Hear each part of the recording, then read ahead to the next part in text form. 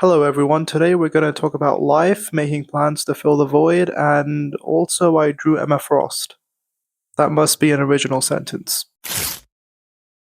Now that I'm home for the summer and have lots of free time, the question I've been asking most often is what's the motive? For those of you who are not from the UK, a motive is the event, the plans for the night, however big or small they may be. It could be something like a party or going out to eat or something more chill like a movie night at home.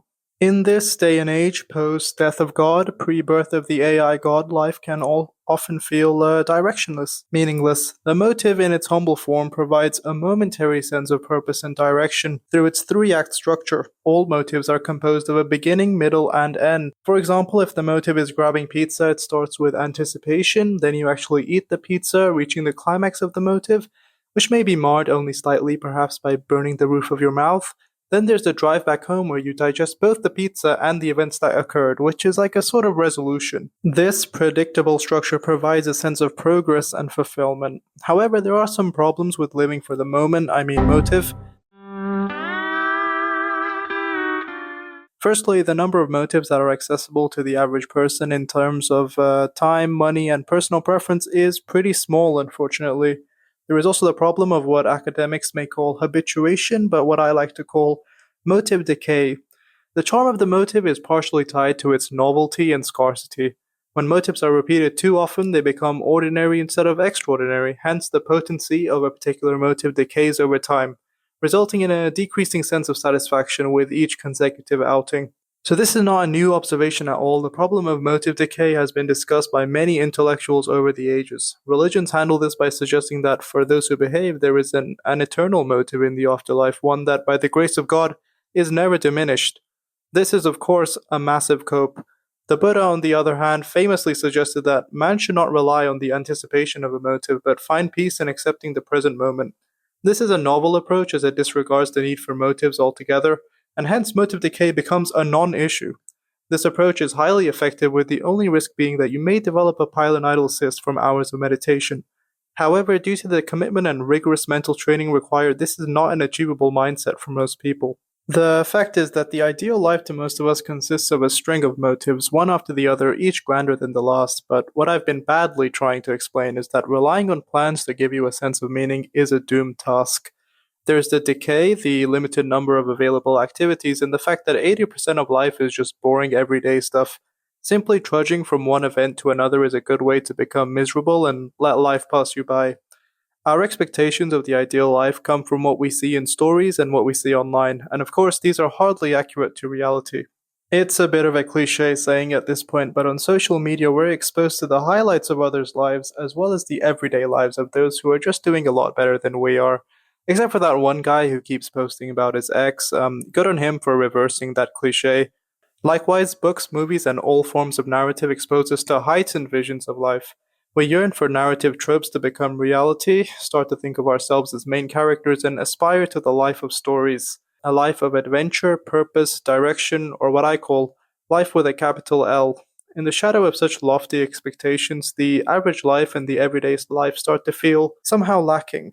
As I mentioned before, I'm on summer break right now and I keep wanting to have the summer experience, pina colada on the beach, watching the sunset from a hill, and a bit of a summer romance with a European tourist, manic pixie dream girl, but I haven't done any of that. I've been doing things at home, things that I enjoy, but I still somehow feel dissatisfied, like I'm wasting time because I'm not living an OVA beach special every day. The same thinking, the same mismatch between expectations and reality applies to life. People want the life experience, which consists of the highs of life. Stuff like getting rich, famous, and finding a partner who doesn't end up as the subject of an AITA post on Reddit. And the weird thing is, these are not just the highs of life, but the highs of all lives. They're experiences that are reserved for a very select few.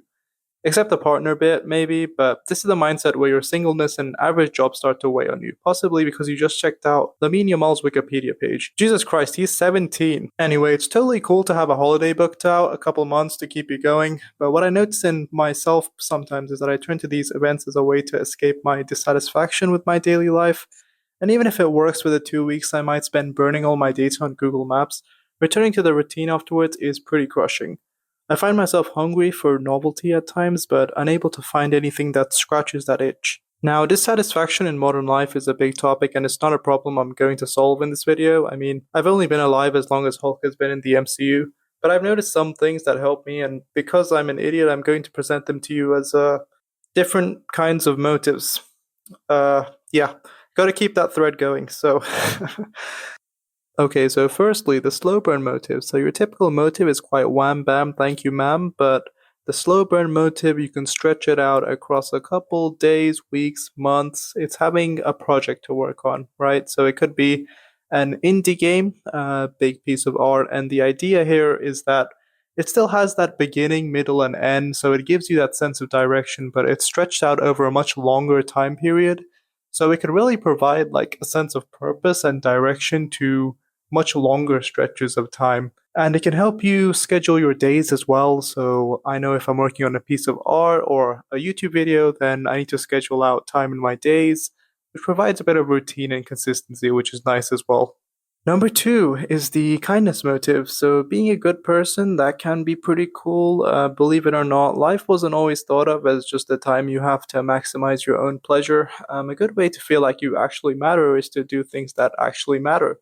So, volunteer, help an old lady cross the street, and if you have the money, start dressing like a bat and take out the musk.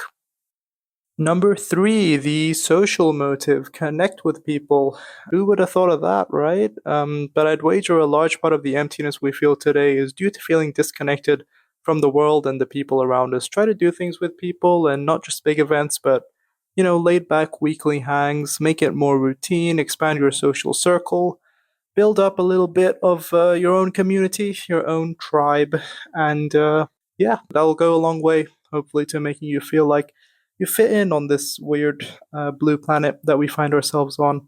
And number four is the authentic motive. So I know it's not very romantic to speedrun Sonic Generations, but if that's what you want to do that shit, right? Like we're given all these expectations from things, but pina coladas on the beach, it's not for everyone, So do what you think will give you that sense of fulfillment, and if you're not sure, try things until you find out. And just a little note about mindset. So we're probably not going to reach enlightenment levels of inner peace and stop chasing motives, but the Buddha was kind of speaking facts. Try to slow down a bit. Whatever you've got planned for the next week, month, or year, life is what's happening right now. It's the cup of tea in your hand, the ache in your legs, the pillow beneath your head.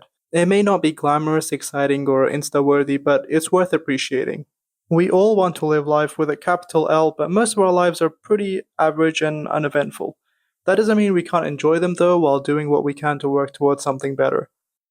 So, you tell me, what's the motive? Okay, so thanks for watching. Let me know what you think of this new approach with leaving the time lapse on the screen. You can see the final image here. It's a bit messy, but overall, I think it looks okay, and I'll see you next time.